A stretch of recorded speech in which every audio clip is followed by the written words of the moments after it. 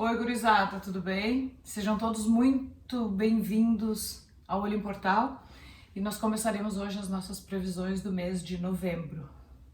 Lembrando que a leitura pode ser espelhada tanto para você quanto para a pessoa que você está vendo o signo. Consulte seu ascendente, seu lunar e sua Vênus, porque pode ter correspondência, ok? Vamos começar com o signo de Escorpião, que é o signo do mês. Bem-vindos, escorpianos! Vamos ver o que os deuses gregos têm a dizer a vocês do signo de Escorpião.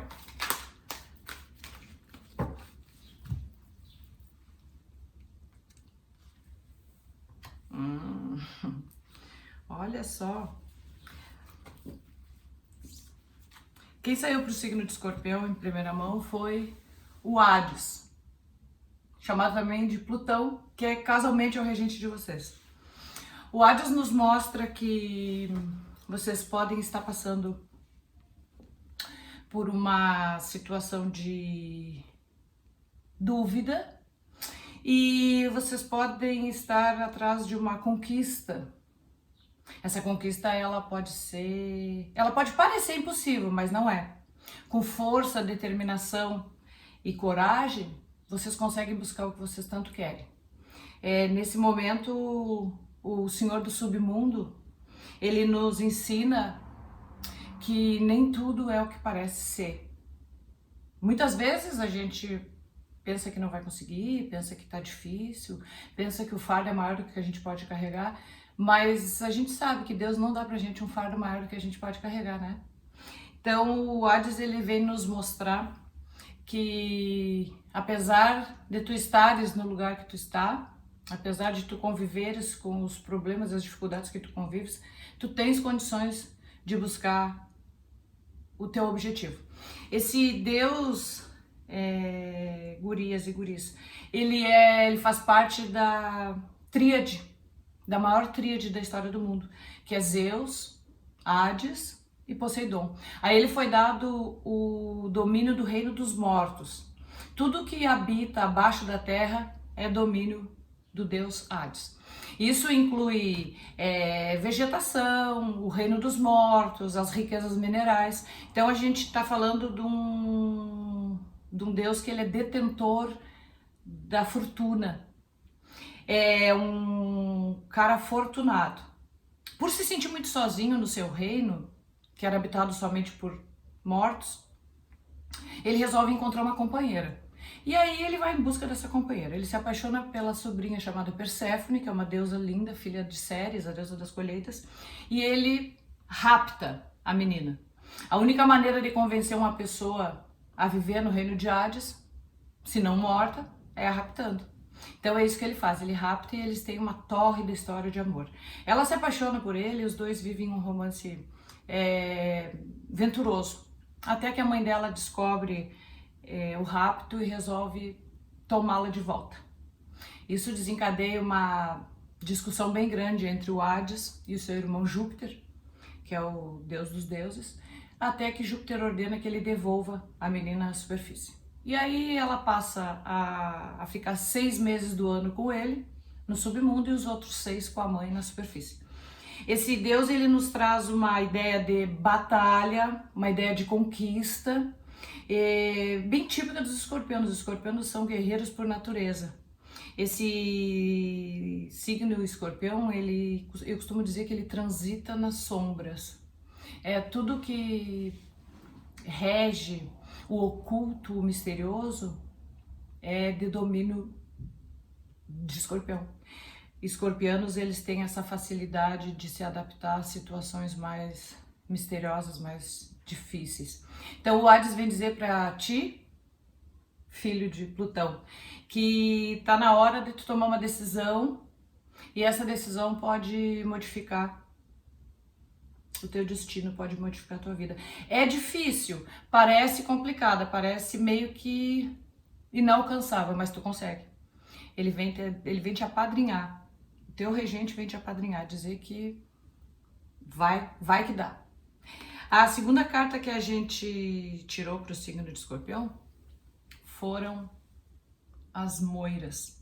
As moiras, elas são conhecidas como deusas do destino. E elas são 3 irmãs, cuja função é tecer a linha do destino em forma de novelo. Uma delas faz isso, a outra desenrola esse tecido como se fosse o desenrolar da nossa vida. E a terceira, ela carrega uma tesoura que tem o intuito de cortar o fio da vida. Então, o que a gente tem aqui? A gente tem as senhoras do destino. Nesse mês de novembro, escorpianos, me parece que o destino de vocês já está traçado. Ele não se encontra nas tuas mãos.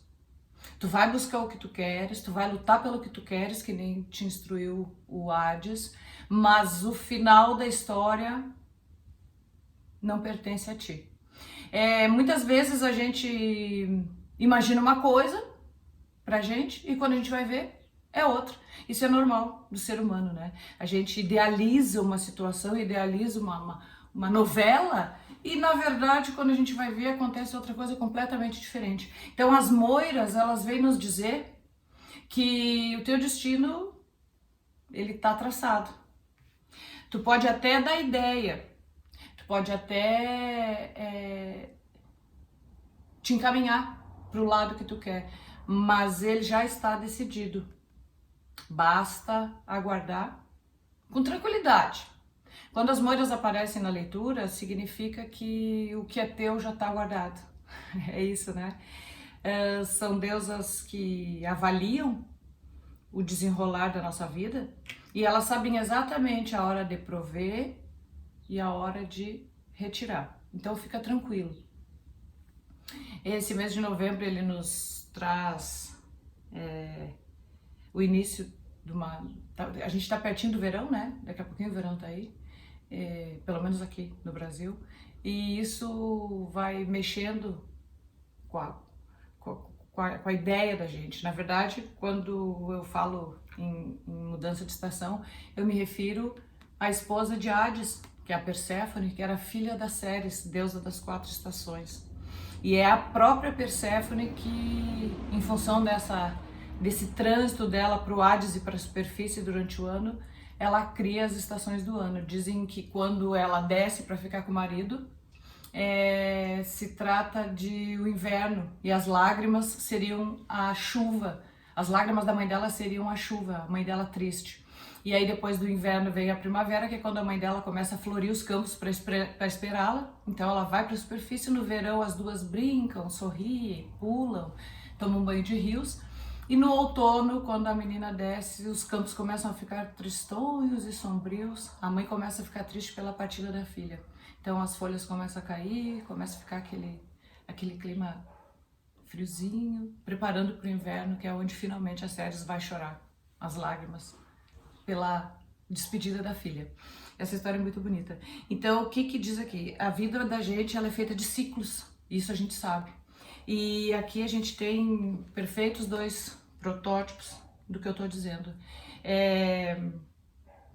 Eu me atreveria a associar essa leitura à presença da roda da fortuna, que nos diz, que é um arcano maior que nos diz que as coisas estão em constante movimento.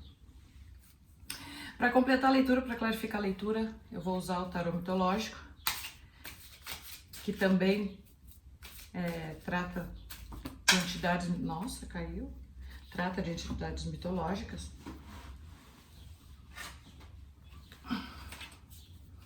Vamos ver o que ele tem a nos dizer. Escorpião, novembro de 2020. Olha, boas novas. Nos saiu o 6 de paus. O 6 de paus normalmente é uma festa de comemoração, uma festa de júbilo. Isso nos diz, escorpianos, que a comemoração está bem próxima, o triunfo está próximo. Uma carta venturosa, E junto com ela, olha só que maravilha, o 9 de copas. O 9 de copas, quando o naipe é copas, a gente sabe que se refere a emoções, né? E o 9 de copas é a expressão quase máxima do triunfo emocional. Nessa carta aqui a gente tem a própria Afrodite abençoando o amor de Eros e Psique. Eros é o deus Cupido, que em grego Eros significa amor, e a Psique é a alma. Psique em grego significa alma. Então esse é o casal mais apaixonado e apaixonante da mitologia grega, que sofreu vários contratempos em função da mãe, Afrodite, que não concordava com o romance. Depois de muitas provas, muitos testes, a Psique, que era só uma mortal, ela conquista a aprovação da sogra, e aí eles têm uma vida de amor eterno, depois que ela é imortalizada pelo Olimpo. Essas histórias que aparecem nas cartas aqui, todas elas vão ser contadas no canal ao longo do tempo. Pretendo cada semana deixar uma história lá para vocês irem conferindo. Mitologia grega é um assunto fascinante, ele é mágico e ele tem uma ligação direta com a nossa vida. Então é uma coisa que a gente precisa conhecer para entender melhor. Então, Escorpião, ó, boas novas, hein? Se eu fosse vocês, eu já ia comemorando. Vem coisa boa por aí. O destino haja, procura o que tu quer, porque o destino tá traçado e pelo jeito abençoando uma relação que vai ser comemorada. Eba! Boa nova, né? Eu vou clarificar mais um pouquinho com o baralho prateado. Vamos ver. Nossa, não poderia ser melhor. A estrela. Essa carta aqui, gurizada, ela indica fé, ela indica esperança, ela é uma carta que é uma carta de espiritualidade, é uma carta que diz que tu precisa crer nas coisas para que elas aconteçam, e ela sempre é uma carta boa. É como aquela frase que a fé move montanhas. Já ouviram falar essa? Então, essa carta aqui, ela vem abençoar o teu projeto, ela vem abençoar o teu propósito, ela vem abençoar tudo que tu tá planejando. Ela nos diz que se tu tiveres fé e perseverança, fecha o olho e toca a ficha que a vitória é tua. Essas cartas aqui, elas se referem aos 12 trabalhos de Hércules. O Hércules, ele é um personagem da mitologia que ele foi perseguido pela madrasta Hera e ele foi convocado a realizar 12 trabalhos para conseguir se ver livre de um crime que ele cometeu. Então esses trabalhos, eles foram impostos a Hércules e ele teve que realizá-los. Detalhe, ele era só um mortal, mas ele conseguiu. Foi difícil, mas ele conseguiu. Então entre esses trabalhos aqui, está um que vai ser referente ao desafio que tu tá passando por nesse momento ou que tu vai passar em seguida, tá? Então vamos ver que desafio é esse e como é que tu vai resolver esse desafio. Vamos ver. Como é que o Hércules nos instrui? Escorpião, novembro de 2020.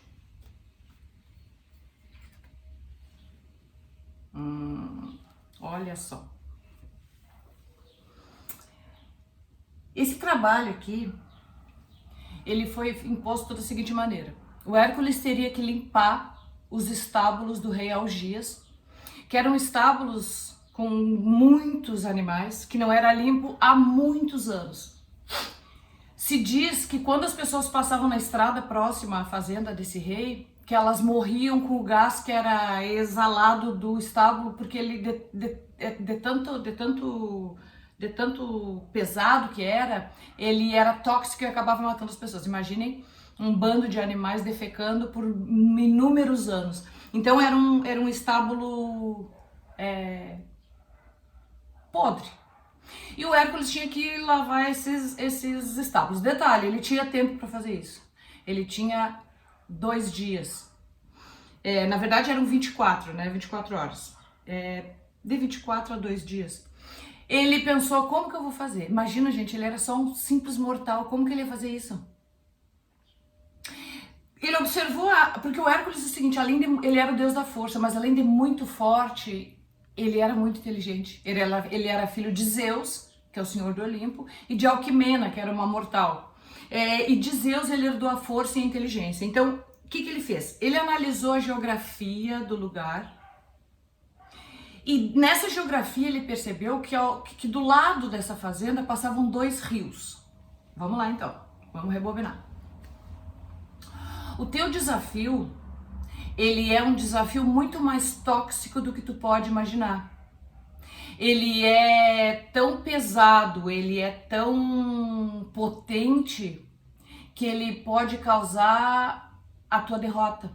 Lembra que o gás matava? Então, a manifestação desse teu desafio, a maneira como ele se manifesta, pode ser tão tóxica a ponto de liquidar contigo. Então a gente está tratando de um desafio muito grande e muito importante, muito sério. A gente tem que ter um olhar bem atencioso para isso aqui. Como é que o Hércules fez? Primeira coisa que ele fez, ele analisou a geografia do lugar. Escorpianos, primeira coisa que tu tem que fazer quando tu te deparar com o teu desafio, se é que tu já sabe qual é, se tu não sabe, em seguida tu vai saber. Primeira coisa que tu tem que fazer é analisar o entorno. Não aquilo que os teus olhos podem ver, mas o entorno.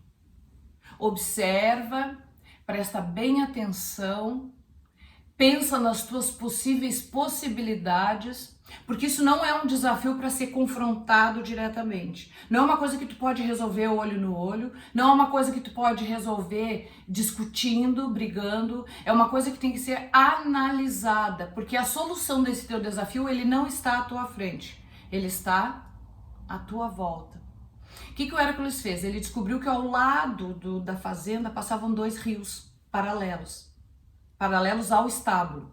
Então o que ele fez? Ele foi lá e cavou os rios, eles passavam assim. Ele cavou um para cá e um para cá e fez com que os rios trocassem o curso.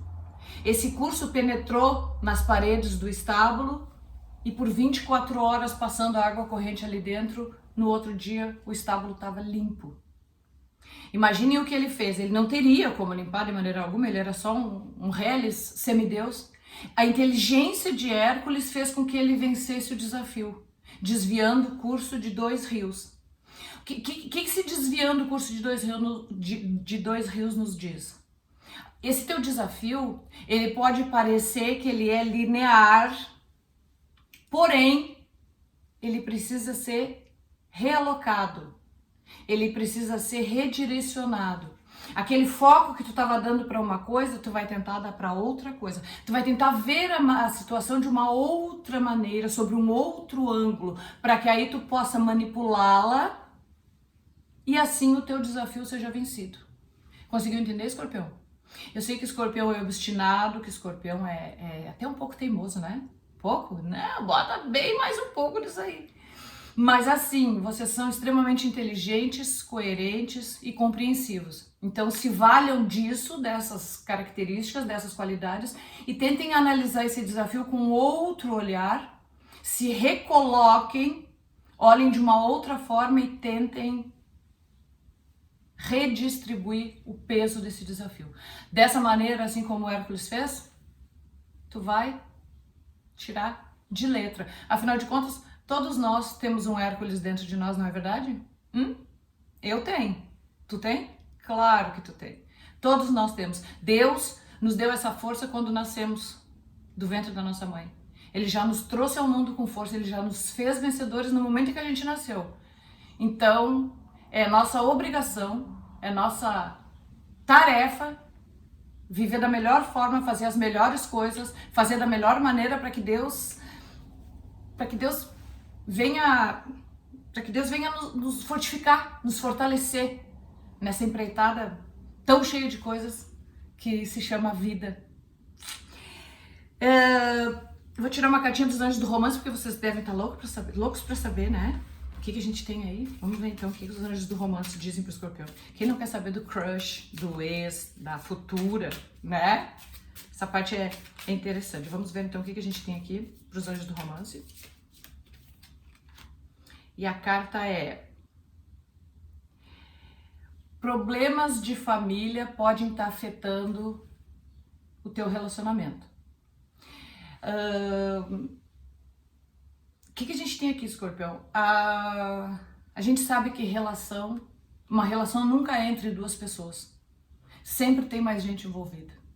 Tem a sogra, tem a mãe, tem os filhos, tem o padrasto, tem a madrasta. Sempre tem mais alguém. Tem o cachorrinho, né? Então, às vezes, a gente fica meio em contradição, meio em dúvida, por não saber se resolve uma coisa de um jeito ou do outro jeito, porque existem fatores externos. Então, essa cartinha, ela pede que tu venha observar em que momento a tua família tá interferindo no teu relacionamento e tente mediar da menor maneira, porque família é família, mas amor é amor. Então, o ideal é que a gente consiga contrabalançar e equilibrar esses dois polos tão importantes e definitivos da nossa vida, né? Eu desenvolvi um projeto, gurizada, que é esse aqui. Ele chama Néctar dos Deuses. Ele é uma caixinha onde tem cards, 50 cards, com mensagens dos deuses gregos para vocês. Aqui é o verso dele e aqui é a frente. Então cada deus tem deuses, entidades, e cada um desses cards ele traz um conselho. Vamos ver qual conselho greco-romano sai para os escorpiões no mês de novembro. Os escorpianos, né? No mês de novembro de 2020. Agora a tia vai ter que botar o óculos porque a letra é muito pequenininha. Vejamos então.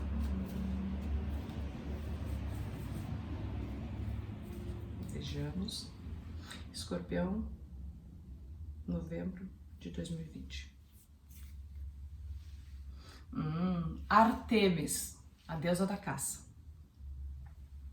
Hoje é dia de caça e a deusa da floresta e dos animais está nos recrutando a pegar nosso arco e flechas e partir para o ataque. Já sabes qual é o alvo do dia? Foco nele e que comecem os jogos.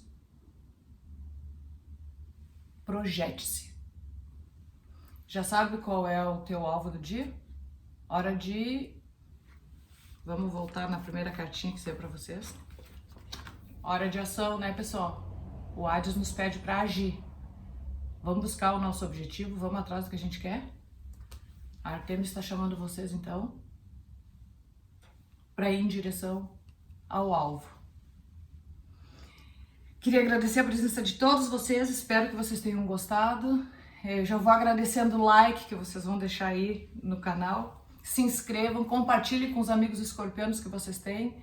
E aguardo vocês logo para as nossas previsões do próximo mês. E ao longo desse mês ainda vai ter muita história mitológica no canal. Um abraço de feliz aniversário aos escorpianos. Um grande beijo a todos vocês. Fiquem com Deus e que Deus Nosso Senhor nos abençoe hoje e sempre. Um beijo da Grace Luz.